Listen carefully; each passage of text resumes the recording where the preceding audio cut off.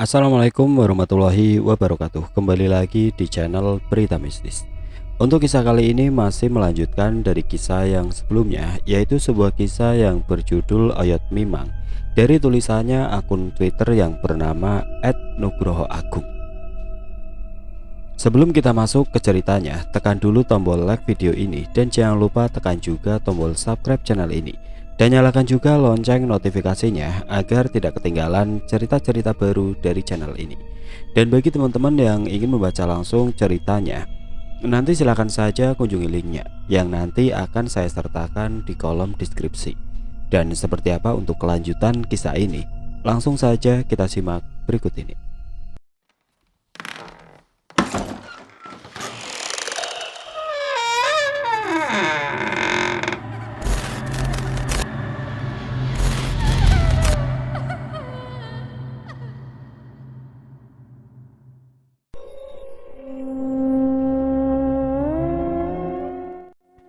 Aku menengok ke bagian belakang. Yang aku lihat Mas Min sedang tertidur dengan posisi tubuh bersandar pada kursi mobil. Kepala mendangak menghadap ke atas. Jelas sekali tadi adalah suara Mas Min. Aku tidak salah dengar. "Dik, tadi Mas Min kan yang ngomong?" Tanyaku pada Aldi untuk memastikannya. "Bener Mas, bener tadi memang yang bilang gitu Mas Min kok. Aku juga denger nggak salah. Tapi kok tidur ya? Ngelindur sepertinya tadi Mas." "Oh ya wes. Ngomong apa sih tadi? Mudun-mudun gitu ya? Turun-turun? Apanya yang turun ya?" "Nggak tahu Mas, aku juga nggak paham. Mau dibangunkan apa Mas?" Tanya Aldi menawarkan untuk membangunkan Mas Min. "Tidak usah, biarkan saja Mas Min istirahat, biar bisa menggantikan sopir saat kelelahan nanti," perintahku pada Aldi. Duh, belum juga aku menghadap ke depan, mobil mendadak berhenti disertai dengan bunyi benda jatuh dari atas. Saat aku arahkan pandanganku, betapa terkejutnya dengan apa yang aku lihat saat ini.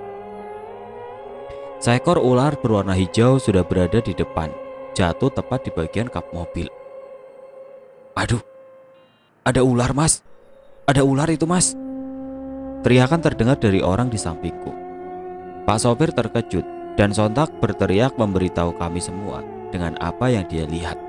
Sosok ular hijau itu seperti melihat dan memperhatikan kami dari kaca depan mobil. Lidahnya keluar masuk, matanya menatap tajam ke arah kami semua. Aku berpikir bagaimana cara menyingkirkan ular tersebut. Aku tidak tahu jenis ular apa itu, apakah berbisa atau tidak. Hal itulah yang menjadikanku ragu saat ini untuk mengusirnya. Pak sopir berinisiatif menyemprotkan air yang berasal dari nozzle, bagian yang berfungsi untuk menyemprotkan cairan guna membersihkan kaca mobil. Ternyata cara tersebut berhasil mengusir ular tersebut tanpa mengharuskan kami keluar dari mobil untuk berhadapan dengannya. Ular tersebut langsung berjalan cepat menuju pohon sebelah kiri. Sosoknya hilang begitu saja, masuk ke dalam sela-sela akar pohon yang begitu besar. Alhamdulillah sudah pergi. Ada ular, ada apa ya ini? Ada-ada saja gangguan perjalanan, gerutu Pak sopir sembari menekan kembali gas mobil. Perlahan mobil berjalan kembali. Perjalanan kami lanjutkan dengan segudang pertanyaan yang ada di kepalaku. Jauh dalam diam, aku terus memproses apa yang akan terjadi selanjutnya. Ular memiliki simbol sebagai peringatan. Apalagi datangnya di saat-saat penting seperti sekarang ini, di saat aku hendak melakukan prosesi pernikahan. Biasanya kedatangan ular erat dikaitkan dengan peristiwa yang tidak menyenangkan. Tapi aku mencoba mengabaikannya, mencoba untuk tetap berpikir jernih. Kalau itu sebuah pertanda, setidaknya aku harus lebih berhati-hati lagi.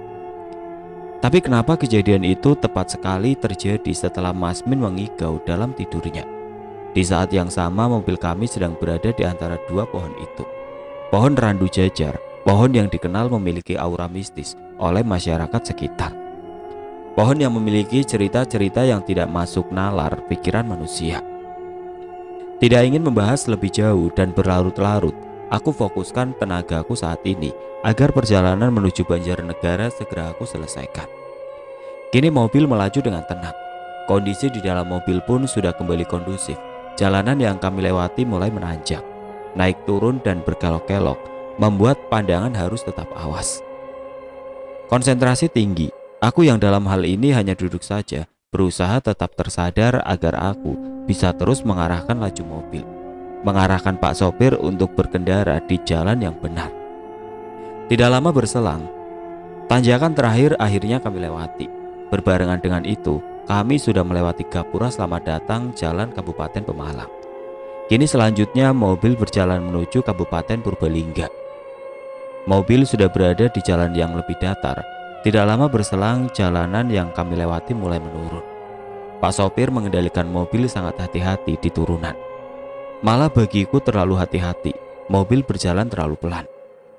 Padahal saat ini terbentang jalanan yang kosong di depan, belum terlihat ada kendaraan lain.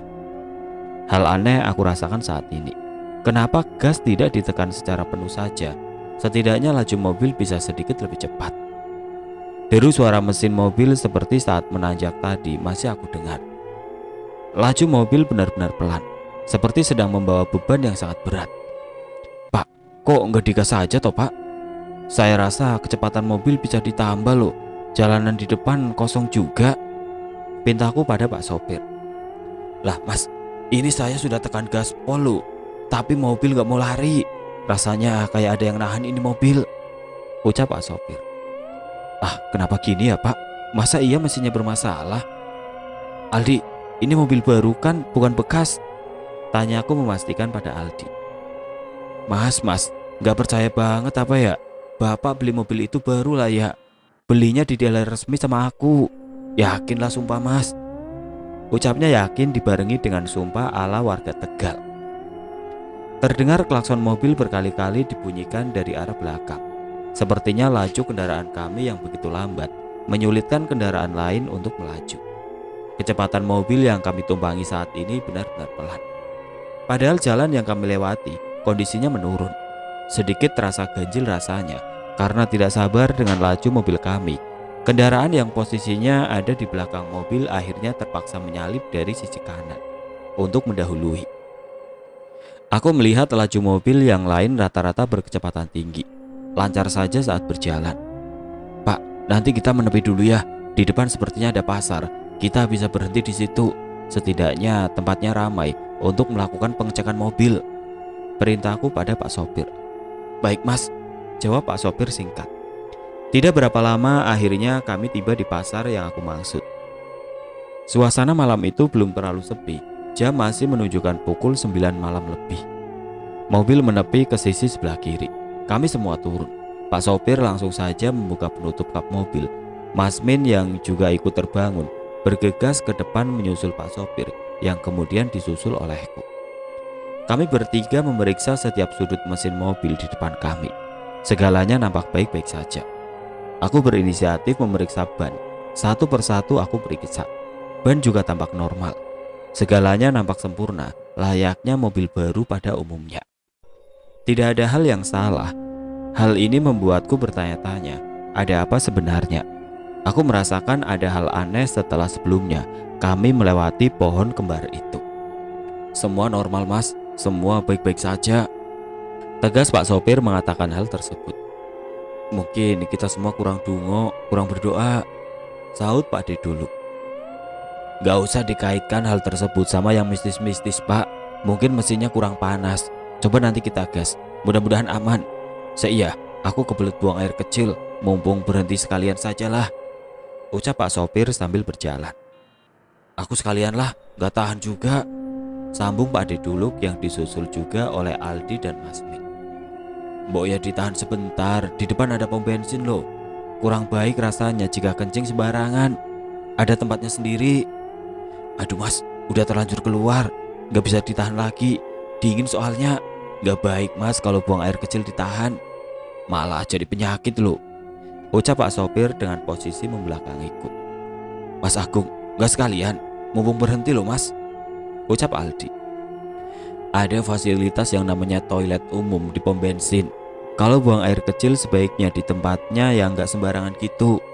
Aku buang air kecil di pom saja, lagian jaraknya gak jauh dari sini kok, jawabku sedikit kesal akan perilaku mereka. Kencing sembarangan, sudah pada tua tidak punya tata krama. Sopan santunmu ada di mana? Ucapan itu muncul secara tiba-tiba. Seorang kakek tua yang berjalan membungkuk dengan sebuah tongkat di tangan yang digunakannya untuk berjalan. Suaranya mengagetkanku. Sontak kami semua menoleh ke arahnya. "Berisik, orang tua tidur saja sana. Sampean di luar malam-malam, nanti bisa masuk angin. Sana pulang!" teriak Pak sopir yang merasa terganggu dengan omongan orang tua tersebut. "Ngapunten Mbah, maafkan sikap saudara-saudara saya. Sekali lagi maafkan ketidaksopanan saudara saya." Aku mencoba memisahkan adu mulut antara mereka berdua. Setelah keadaan membaik, kami bergegas masuk ke dalam mobil. Saat aku membuka kaca bermaksud berpamitan pada kakek tua itu, yang kudapatkan adalah hal yang membuatku terdiam. "Orang yang kurang ajar akan bertemu bencana," teriak orang tua tersebut ke arah kami. Aku langsung terdiam di kursiku, memikirkan ucapan orang tua tersebut. "Kodam idu geni sabdo dadi." Tiba-tiba terbesit hal tersebut. Teringat pada bapak saat marah. Ucapannya bisa menjadi doa buruk, seringkali berimbas hal yang tidak baik. Mungkin kata-kata tadi bisa saja benar. Jika mulut orang tua tersebut memiliki kodam idu geni sabdo dadi, aku merasakan ada petaka yang sedang mengintai kami. Mobil bergegas meninggalkan pasar tempat kami berhenti sebelumnya. Buru-buru kami menghindari keributan yang hampir saja terjadi karena tingkah konyol yang dilakukan oleh Pak sopir. Rasanya sudah hilang segala pikiran baik untuk orang yang satu ini. Semua yang aku ucapkan disangkal, padahal maksud dan tujuannya agar kita semua selamat selama melakukan perjalanan. Tiba-tiba aku melihat cahaya dari dalam tas yang aku letakkan di bawah kursi. Lekas aku periksa karena rasa penasaranku. Saat aku membuka tas, ternyata sumber cahaya tersebut adalah dari batu biru. Batu yang aku bawa karena permintaan bapak siang tadi. Sinarnya tidak begitu terang, redup berwarna biru. Pertanyaan muncul kembali, mengapa batu ini bersinar sesaat setelah pertemuan dengan orang tua tadi. Apa yang sebenarnya memicu batu ini memancarkan sinarnya? Hal-hal yang aku temui dalam perjalanan ini seperti menjadi teka-teki tersendiri yang mau tidak mau harus aku segera pecahkan. "Ngapain mas nunduk gitu? Bahaya loh kalau saya nanti ngerem mendadak." Suara Pak sopir mengagetkanku, membuat aku segera menutup tasku dan kembali ke posisi awal. "Oh itu Pak, handphone saya yang buat kerjaan nyala. Cuma ngecek saja, siapa tahu ada hal penting," jawabku menutupi kejadian yang barusan terjadi. Mas, mau nikah kok urusan kerjaan terus loh. Santai loh, nikmatin perjalanan. Mau hari bahagia kok masih sibuk urus kerjaan," timpal Aldi dari bangku di belakangku. "Aku mau ngecek Dik, gak sampai ngurusin kerjaan.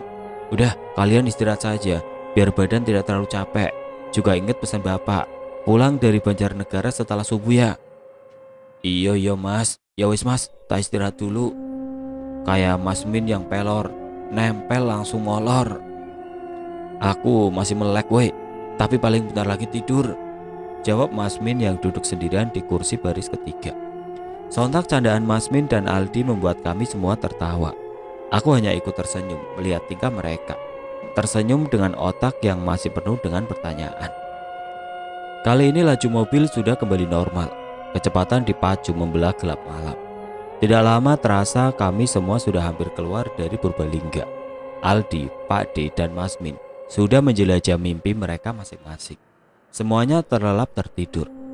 Aku yang sedari tadi duduk diam, pandanganku kadang melihat sekitaran dan fokus ke depan. Pak sopir melaju mobilnya dengan kecepatan tinggi. Tidak ada lagi obrolan yang terjadi pada kami. Setelah rentetan kejadian tadi, rasanya malas sekali menjalin komunikasi kembali pada orang ini.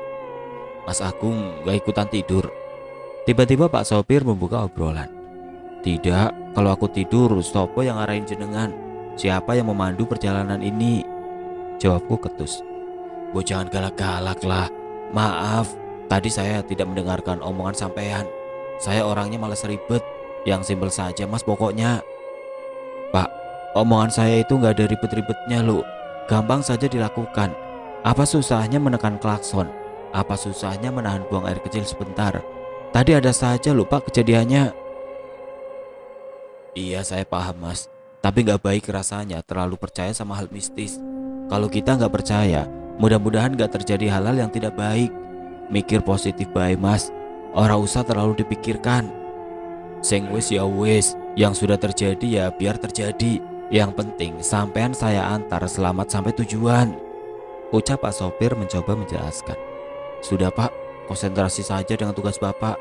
Fokus nyetir saja. Sudah malam soalnya. Kalau mengantuk nggak usah dipaksakan. Gantian sama Mas Min, jawabku mencoba mengakhiri obrolan. Baik mas, saya masih kuat kok. Perjalanan malam seperti ini sudah jadi makanan saya sehari-hari, jawab Pak sopir. Terus fokus ke depan pak, penerangan di jalan ini saat malam kurang bagus. Sekali lagi aku memperingatkan Pak sopir. Mobil terus melaju dengan stabil. Tidak ada halangan atau gangguan yang kami rasakan saat ini. Mobil juga dengan mudah menyalip beberapa mobil yang ada di depan kami. Tidak lama berselang akhirnya sampai juga perjalanan di kabupaten yang terkenal dengan minuman dawet ayunya. Lampu-lampu jalan utama Banjarnegara menyambut kami. Sepi dan terangnya membuat tenang pikiranku. Rasanya seperti sudah mau pecah saja. Segala beban pikiran bertumpuk penuh di kepala. Persiapan menuju prosesi pernikahan benar-benar menguras isi dompet, tenaga, dan pikiran. Perjalanan terus berlanjut dan akhirnya mobil yang kami tumpangi keluar dari jalur provinsi. Yang selanjutnya mobil masuk ke jalan menuju desa. Jembatan sungai yang panjang, jalan berkelok dan menanjak, menjadi tantangan saat perjalanan malam hari. Lampu penerangan hanya terdapat di beberapa titik saja. Kebetulan saat kami datang, kondisinya sudah masuk tengah malam, dan hati aku merasa lega. Perjalanan panjang dari kota yang berada di pesisir pantai menuju desa yang berada di balik kaki gunung sudah aku tempuh. Tinggal menunggu waktu saja, 1 hari lagi prosesi pernikahan sudah siap digelar. Tinggal 1 langkah lagi, menunggu kedatangan keluarga besar dari Tegal. Semoga keselamatan selalu menyertai kami semua.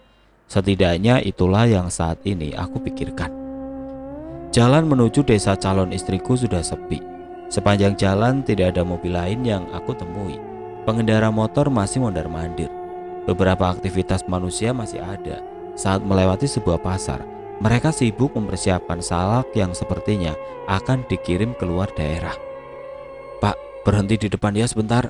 Itu ada minimarket masih buka. Saya mau beli beberapa cemilan dan obat. Persiapan sebelum masuk ke desa. Rasanya males keluar kalau sudah sampai desa calon istri.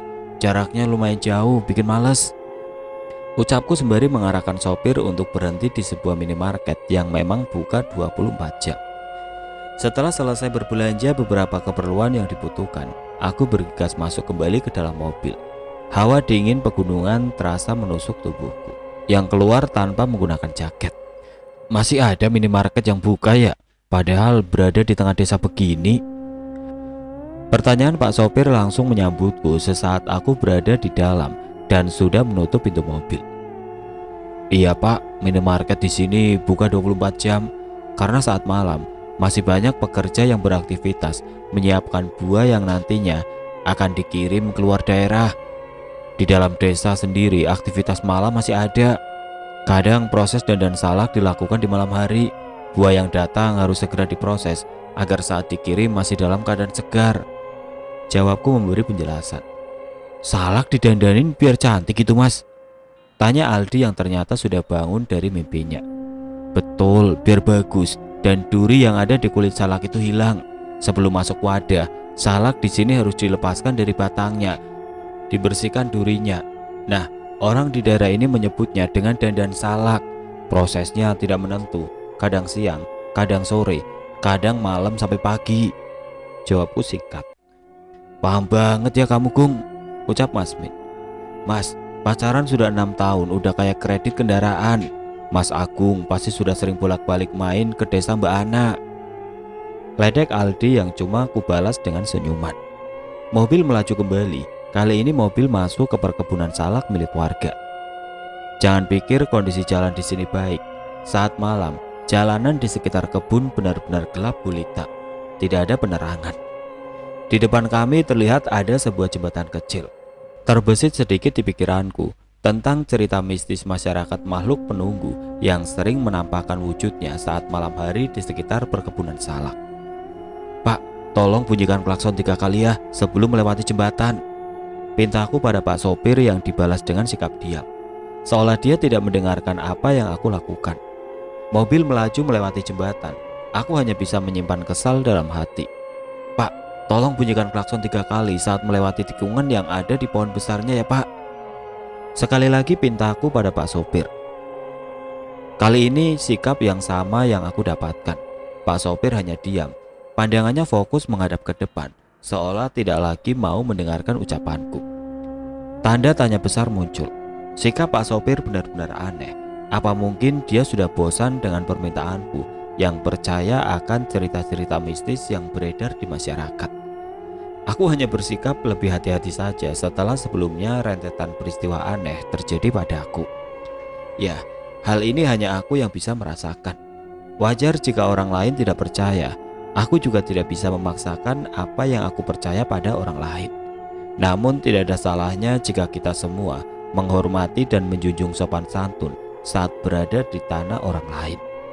Dari kejauhan terlihat gapura desa menyambut kedatangan kami semua. Mobil akhirnya memasuki desa. Saat ini yang dituju adalah rumah saudara dari calon istriku. Sudah dijelaskan di awal, setelah ini aku akan menjalani proses pingit, tidak bertemu calon istriku. Tidak boleh keluar rumah, tidak boleh pergi berkendara sendiri terlalu jauh. Segalanya dilakukan demi menjaga keselamatanku sebelum hari pernikahan. Akhirnya mobil yang kami kendarai berhenti di rumah salah satu saudara dari calon istriku. Perjalanan malam yang kami tempuh berhasil kami lalui dengan sederet peristiwa. Kami semua turun dari mobil yang sudah terparkir. Seluruh badan rasanya pegel sekali. Dengan segera sanak saudara dari calon istri menyambut kedatangan dan mempersilahkan kami semua masuk ke dalam.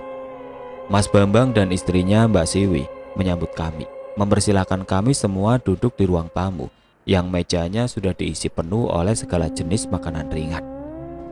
Malam banget nyampenya. Jam berapa perjalanan dari Tegal, Mas? Mas Bambang menanyakan waktu perjalanan kami yang sudah terlalu malam saat tiba di desa. Jam 8, Mas. Cuma tadi ada sedikit masalah di jalan, tapi alhamdulillah yang penting sampai tujuan dengan selamat, jawabku pada Mas Bambang. Syukurlah kalau begitu. Lah, niki sinten mawon yang ikut, Mas? Saudara jauh semua nopo? Mas Bambang menanyakan siapa saja yang ikut dalam perjalanan ini. Oh, niki wonten Mas Min, dulu bantuin bapak di warung. Tapi itu dulu, waktu saya kecil. Sekarang sudah usaha sendiri, sudah dianggap seperti saudara sama keluarga. Ada Pak sopir, lalu ini yang sepupu saya nih Mas, Aldi namanya, ditugaskan menjaga mobil barunya. Nah, ini yang paling muda, ada Pak Den dulu, saudara jauh bapak dari Wonogiri. Aku mencoba membuat candaan agar suasana lebih mencair. Kami semua tertawa, kecuali Pak sopir. Aku melihat tatapan kosong di wajahnya, seperti sedang melamun memikirkan sesuatu. Wah, guyon terus Mas Agung senenge. Monggo disambi, dimakan semua cemilannya.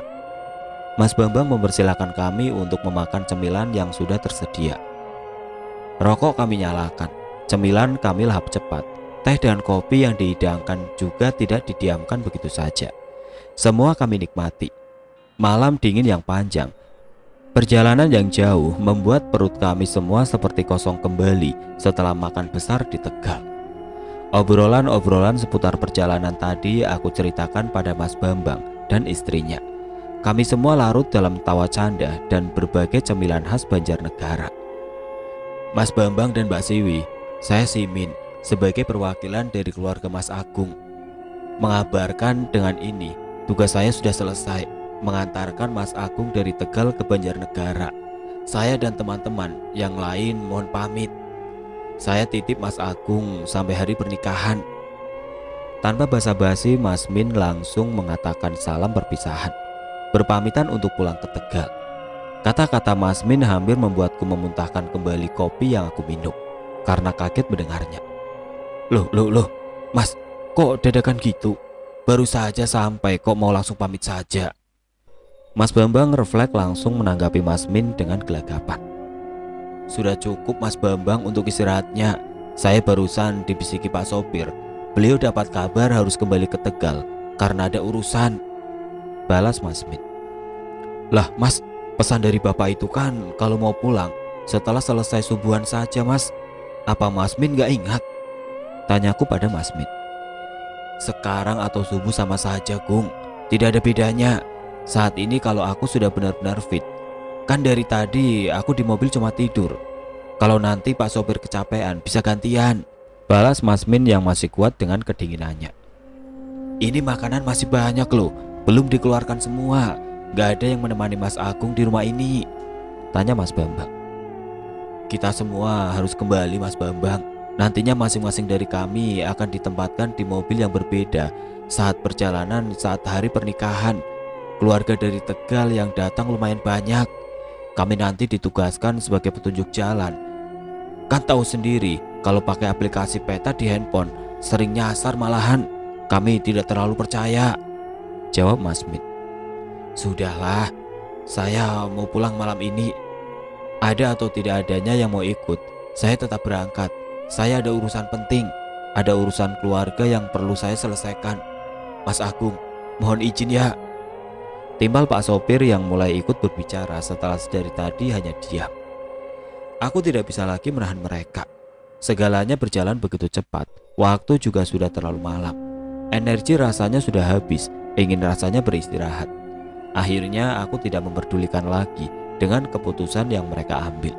Daripada terus terjadi adu argumen, akhirnya aku memilih untuk menerima permintaan mereka. Dik, kamu juga ikut pulang ke Tegal? Tanyaku pada Aldi. Piye ya Mas, masih pegel-pegel badanku. Gak apa-apa Mas, aku ikut aja lah. Ntar malah gak enak sama yang lain. Lagian tugasku kan menjaga mobil juga, ucap Aldi menjawab pertanyaanku. Persiapan untuk kembali ke kota Bahari segera dilakukan. Mas Bambang dan Mbak Siwi sibuk menyiapkan bekal makanan ringan yang nantinya akan dibawa oleh rombongan.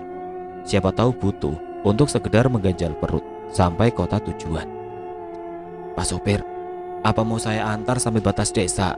Sebenarnya gampang, setelah melewati kebun salak tadi, Bapak nanti langsung belok kiri. Itu menuju ke arah jalan provinsi, jangan ke kanan ya. Itu jalan menuju desa atas.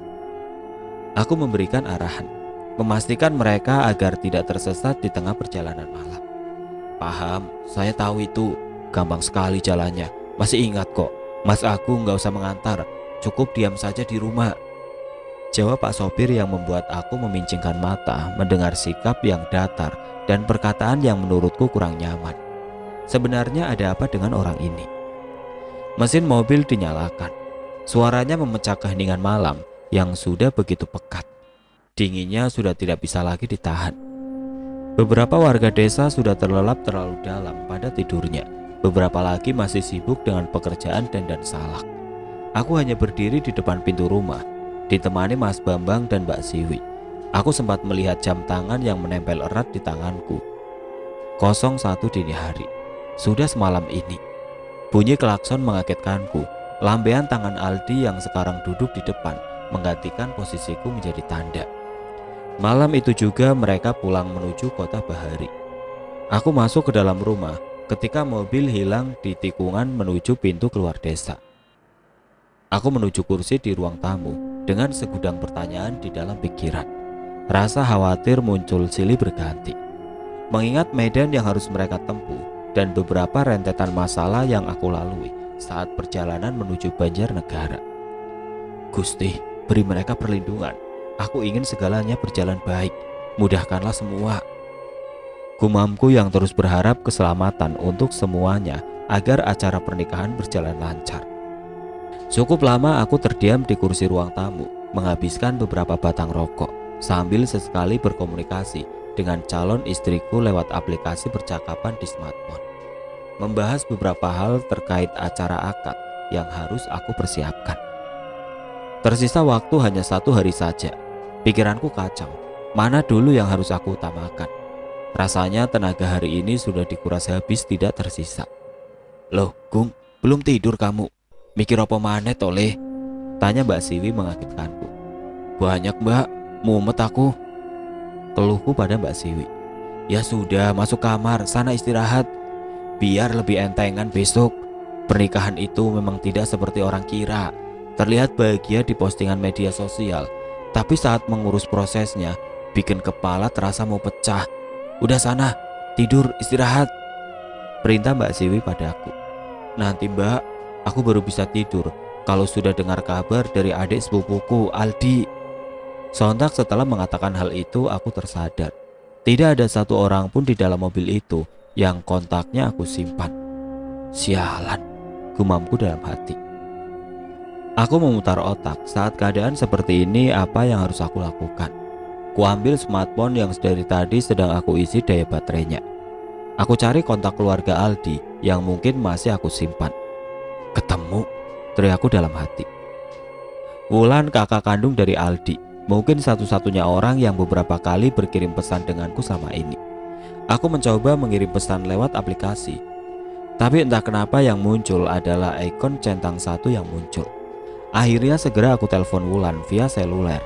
Selang tidak beberapa lama, komunikasi kami tersambung. Halo, assalamualaikum Lan. Maaf ganggu tidurmu, ucapku memulai percakapan. Ono apa Mas Agung? Sudah selarut ini menelpon saya. Aldi baik-baik saja kan? Pertanyaan Wulan seperti bisa menebak isi kepalaku. Apa yang dirasakan saat ini sepertinya sama seperti apa yang sedang aku rasakan. Oh nggak apa-apa Lan, Mas cuma mau minta nomor handphone Aldi. Mas nggak punya soalnya, dia kan masih suka gonta-ganti nomor, ucapku. Oh iya sih, itu anak masih labil, maklum Mas, anak remaja. Aku kirim aja ya Mas lewat pesan. Tapi Wulan seakan enggan menyelesaikan pertanyaannya, seakan ada perasaan ragu pada dirinya. Tapi kenapa Lan? Tanyaku kembali. Aldi baik-baik saja kan Mas? Aku tadi habis mimpi ketemu Aldi sedang minta tolong, lalu terbangun karena telepon dari Mas Agung. Gak terjadi apa-apa kan Mas? Pertanyaan dari Wulan seperti menguatkan kembali ucapanku sebelumnya. Barusan Aldi berangkat, baru saja budal dari rumah sama yang lainnya. Katanya biar bisa istirahat penuh di Tegal. Aku minta nomor kamu supaya bisa berkomunikasi sama mereka. Aku gak megang satupun nomor orang-orang yang ada di mobilan. Insya Allah perjalanan mereka akan baik-baik saja. Sudah, biar ini jadi urusan Mas. Kamu kirim nomornya. Mas cuma ingin memantau saja. Setelah ini kamu lanjut istirahat ya. Bakalan aman. Sopirnya handal kok. Ada Mas Min juga. Mobil masih baru, gak mungkin mogok lah. Aku mencoba menenangkan Wulan agar kepanikan tidak terjadi di rumahnya. Walah, ya wes kalau begitu. Aku juga masih ngantuk banget ini. Aku kirim ya Mas. Titip Aldi, ucap Wulan. Setelah mengucapkan salam perpisahan dan mengakhiri pembicaraan, nomor Aldi akhirnya aku dapatkan. Gung, loh kamu belum tidur ya? Sudah hampir jam 2 pagi loh ini. Istirahatlah. Suara itu mengagetkanku, membuat aku langsung menoleh dan memperhatikan asal suara tersebut, yang ternyata adalah ibu calon mertua. Loh Bu, kok kemari? Gak istirahat toh? Tanyaku pada ibu calon mertua. Cuma mau memastikan kondisimu, sama mau ambil bahan makanan buat dimasak besok. Jawab dulu, kok kamu belum tidur? Nyaman kok di sini Bu, aku belum bisa tidur Bu. Karena belum dapat kabar dari Aldi soalnya. Mau saya telepon ini anaknya. Walah, lagian kenapa mereka gak nginep dulu sih? Tadi Mas Bambang cerita, mereka seperti terburu-buru. Kenapa ya Gung? Aku tidak tahu Bu, Pak sopir hanya menyampaikan ada urusan mendadak. Belum nemu jawaban yang pas. Coba saya hubungi Aldi dulu. Ya wes, ibu kembali dulu. Kamu istirahat ya, jaga kondisi badan. Ana juga sudah istirahat dari tadi kok, ucap ibu calon mertua. Baik Bu, saya istirahat setelah mendengar kabar dari Aldi. Setelah itu ibu calon mertua pergi meninggalkan rumah tempatku istirahat. Tidak lama setelah itu aku berusaha mengirim beberapa pesan ke Aldi. Namun semua pesan berstatus pending dan beberapa hanya centang satu. Akhirnya aku coba untuk menelpon Aldi. Semoga saja cara ini berhasil untuk menghubunginya. Nafasku terasa ringan tatkala bukan suara sambungan operator yang menjawab panggilanku. Melalui telepon seluler, kini aku bisa bicara dengan Aldi. Halo Mas Agung. Halo Dik. Syukurlah bisa nyambung lewat telepon. Tadi aku kirim pesan via WA, nggak ada yang terkirim. Piye, posisimu sekarang di mana? Sudah keluar Banjarnegara? Tanyaku memastikan keadaan Aldi dan yang lainnya. Mas, nganu, kita semua kesasar ini. Jawaban Aldi membuatku terdiam. Pikiran menerawang jauh entah kemana. Rasanya seperti ingin berteriak. Hal-hal semacam ini terus terjadi, bahkan sampai titik ini. Mas Agung. Kesasar di mana, Dik? Apa ada orang yang mungkin bisa ditanya? Atau ada sesuatu yang bisa dijadikan patokan? Pertanyaan keluar bagai peluru yang ditembakkan oleh senapan otomatis. Seluruh pikiranku diliputi oleh kepanikan. Dik, ini Banjarnegara. Banyak banget kebun salak. Apalagi pohon salak. Yang jelas dong kalau ngasih penjelasan. Mending sekarang kamu kirim titik lokasi kamu lewat WA ya. Aku tunggu. Telepon aku matikan segera. Kini aku duduk lesu di kursi seorang diri. Mataku menatap langit-langit rumah, berharap hal buruk tidak terjadi pada Aldi dan yang lainnya. Sembari menunggu kabar dari Aldi, aku mengabarkan keadaan ini pada calon istriku. Duk, Aldi kesasar, gimana ini ya? Apa aku nyari mereka? Tanya aku via aplikasi pesan teks. Ah, kok iso? Gini aja, aku tak nyari bantuan, kamu diem di situ saja ya. Pinta calon istriku. Aku kira kamu sudah tidur, Duk. Belum. Nggak tahu, nggak enak dari tadi. Mata nggak mau tertutup, Le. Jawabnya sembari mengakhiri pembicaraan. Aku masih duduk terdiam memikirkan keadaan Aldi dan yang lainnya. Sempat muncul dalam pikiranku mengaitkan kejadian saat kami berangkat tadi dengan kejadian sekarang. Apakah ini adalah rentetan peristiwa yang saling berkaitan? Pikiranku sudah buntu. Kacau rasanya. Ingin rasanya beranjak dari tempatku. Apapun harus aku lakukan agar tahu keadaan Aldi. Layar handphone kembali menyala. Ada panggilan yang berbunyi nyaring.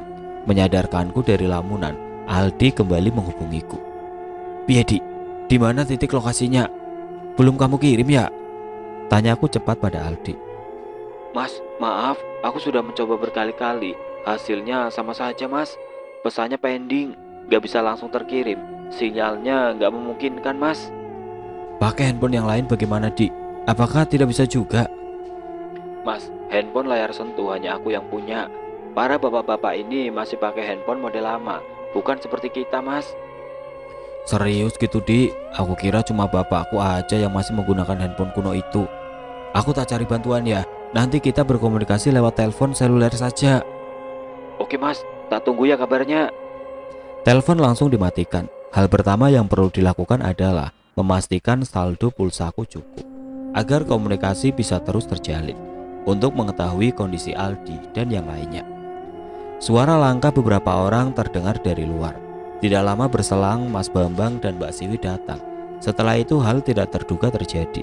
Aku melihat calon istriku di depan mataku. Kami akhirnya bertemu. Kamu ngapain di sini, Dok? Tanyaku pada calon istriku. Tadi aku bilang ke Mas Bambang dan Mbak Siwi buat bantu kamu cari saudaramu. Yang lainnya sudah tidur. Sudah hampir jam 2 dini hari. Mau bagaimana, Gung? Mau gimana? Tanya Mas Bambang padaku. Budal wes, Mas, jalan dulu saja. Nanti kita kontak sambil jalan. Perasaanku gak enak ini. Ya wes, tak siapin mobil dulu. Mas Bambang segera pergi ke tempat mobilnya diparkir. Aku mengambil rokok dan beberapa barang yang kiranya perlu dibawa. Setelah itu aku bergegas ke parkiran mobil menyusul Mas Bambang. Tidak lama berselang, Mbak Siwi ikut menyusul. Mas Bambang, aku ikut. Aku kudu ikut, teriak Mbak Siwi. Ya wis toh, sini kalau mau ikut. Kamu duduk di kursi depan saja sama aku.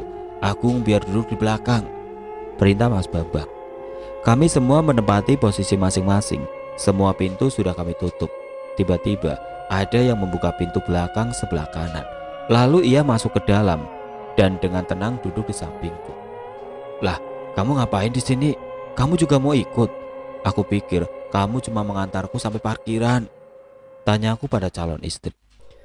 Gak mau kalau ditinggal, aku khawatir sama kamu. Aku ikut, pokoknya aku ikut. Gak usah ada perdebatan lagi. Kasihan Aldi juga, ucap Ana memaksaku untuk segera mengambil keputusan. Pikiran kami semua tidak tenang, terburu-buru. Alasannya karena semua yang ada di mobil yang tersesat tidak paham dengan medan yang mereka tuju. Mas Bambang juga sudah mendengar cerita saat perjalanan kami dari kota Bahari menuju Banjarnegara. Mungkin semua ini ada kaitannya dengan peristiwa itu. Atau mungkin ini hanya masalah kesalahan teknis, aku tidak tahu. Aku merasakan saat ini segalanya masih ambigu. Mobil sedan produksi tahun 90-an beranjak dari tempatnya terdiam.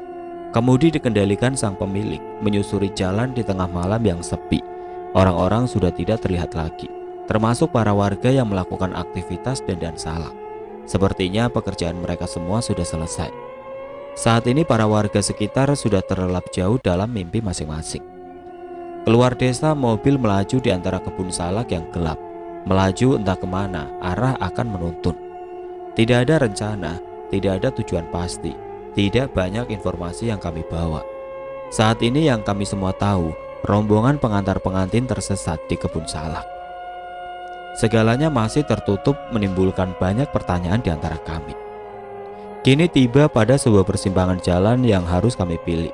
Belok kiri jalan menurun menuju jalur provinsi, yang dimana ini adalah arah yang harusnya dituju oleh mobil yang berisikan para saudaraku. Atau mungkin mereka malah belok ke kanan. Jalanan menanjak menuju bukit, yang pada saat itu belum pernah sekalipun aku lewati selama aku berkunjung ke Banjarnegara.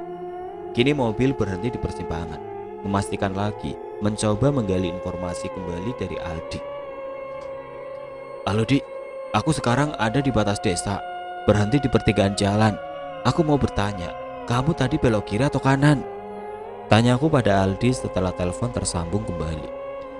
Halo Mas Agung, tadi aku belok kiri seperti apa yang dikatakan Mas Agung. Aldi menjawab pertanyaanku. Jalan yang kamu lalui tadi bagaimana? Menurun atau menanjak? Tanyaku kembali. Jalanan yang kami lalui lurus Mas, ada lampu-lampu juga. Jalanan di sini malah mirip seperti jalanan di tol. Aku merasa jalan yang kami lalui datar saja, tidak ada hambatan.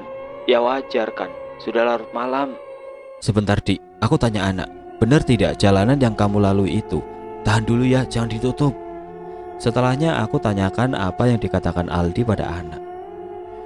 Ada jalannya lurus, mungkin mereka lewat jalan yang satunya, sama-sama akan bertemu di jalan provinsi menuju Purbalingga. Tapi apa Nduk? Tolong katakan cepat, pintaku pada anak.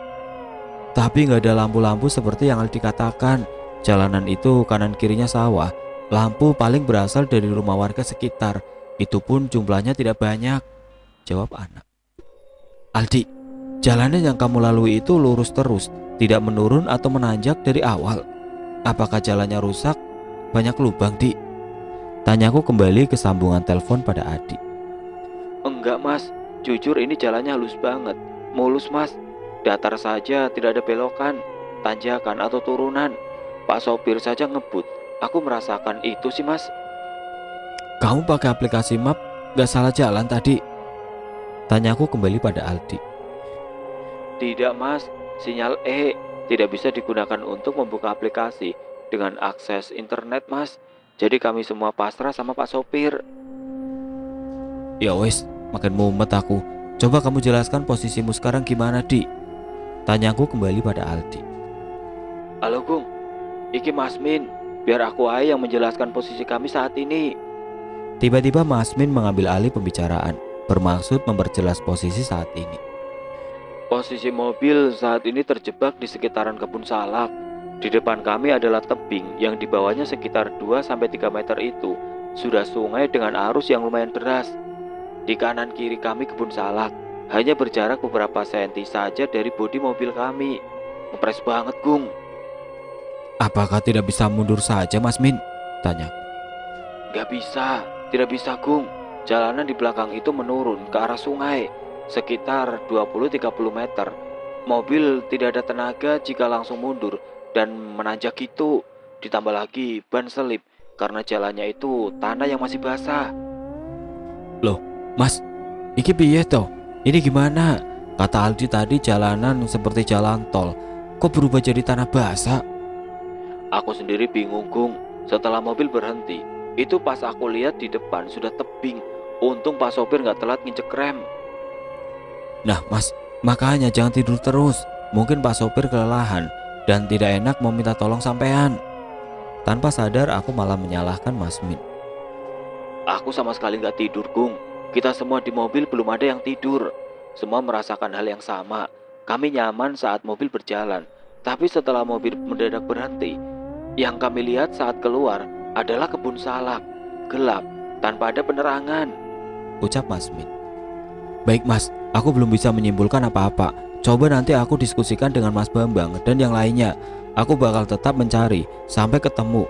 Mas, tolong tahan dulu ya. Ya wes, kamu hati-hati saat melakukan pencarian. Kami coba bertahan di sini ya. Lagian mau apa lagi? Benar-benar terkunci, tidak bisa bergerak ini. Ucap Mas Min yang aku akhiri dengan menutup telepon. Benar-benar penjelasan yang rumit untuk dimengerti. Jalanan lurus halus, mirip jalan tol. Tidak ada belokan, tanjakan bahan turunan dengan lampu-lampu penerangan. Rasanya mustahil ada sebuah pedesaan yang letaknya di perbukitan. Mas Bambang, ada memang jalan seperti itu di sini Mas? Tanya aku pada Mas Bambang. Siapa tahu ada daerah yang karakternya mirip. Jalan tol gundulmu? Ya nggak mungkin lah. Ini kan pedesaan di Bukit Gung. Masa iya ada jalan yang kayak gitu? Ucap Mas Bambang sambil cengengesan menatapku. Lah terus masa mereka ngelantur? Buat apa coba? Pusing banget aku. Kon sampai kejadian kayak gini. Aku mengeluh dengan apa yang terjadi saat ini. Sudah, sekarang kita putuskan saja. Jalan mana yang akan kita ambil? Belok kiri menuju jalan provinsi, atau ke kanan menyusuri jalan ke atas bukit? Tanya Mbak Siwi memecah perdebatanku dengan Mas Bambang. Dilihat dari jarak waktu saat berangkat sampai dapat kabar tersesat itu, gak sampai 1 jam kan ya? Berarti masih di dekat ini. Jaraknya gak terlalu jauh. Aku yakin mereka masih di Banjarnegara. Berarti kita belok kiri saja, menyusuri jalan yang mungkin mereka lalui. Tanyaku kembali kepada Mas Bambang. Tidak, kita belok kanan menuju desa atas. Kita mulai penyisiran dari desa itu. Siapa tahu tanpa sengaja mereka berbelok ke arah situ. Kita juga bisa tanya warga sekitar. Jika di desa atas keberadaan mereka tidak ditemukan, baru kita turun dan menyusuri jalur yang menuju ke jalan provinsi. Mas Bambang menjelaskan rencananya. Menurutmu gimana Mbak Siwi? Jujur aku belum pernah jalan menuju desa atas, jadi benar-benar belum ada bayangan. Tanyaku pada Mbak Siwi. Aku ikut aja Gung. Yang jelas kalau jalan ke desa atas, kita kudu siap saja. Soalnya kita bakal melewati hutan dan jalanan yang menanjak nantinya. Ucap Mbak Siwi memberikan peringatan. Mbak, jangan nakut-nakutin lah. Jangan bikin aku takut. Udah tahu aku ini anaknya cemen kalau sama hal kayak gitu. Timbal Ana memperingatkan Mbak Siwi. Santai An, berpikir yang baik saja agar segalanya segera mendapat titik terang. Jangan mikir yang enggak-enggak ya Nduk. Mbak Siwi mencoba menenangkan calon istriku. Sudah diputuskan tujuan awal kami adalah mengunjungi desa atas. Dengan asumsi desa tersebut letaknya cukup dekat. Ada dugaan mereka semua dibuat tersesat oleh makhluk gaib. Setidaknya itu yang saat ini ada dalam pikiran Mas Bambang dan aku. Oke teman-teman, sampai di sini dulu ceritanya. Nantikan kelanjutan kisah ini di video berikutnya. Agar tidak ketinggalan, klik tombol subscribe channel ini dan nyalakan lonceng notifikasinya. Wassalamualaikum warahmatullahi wabarakatuh.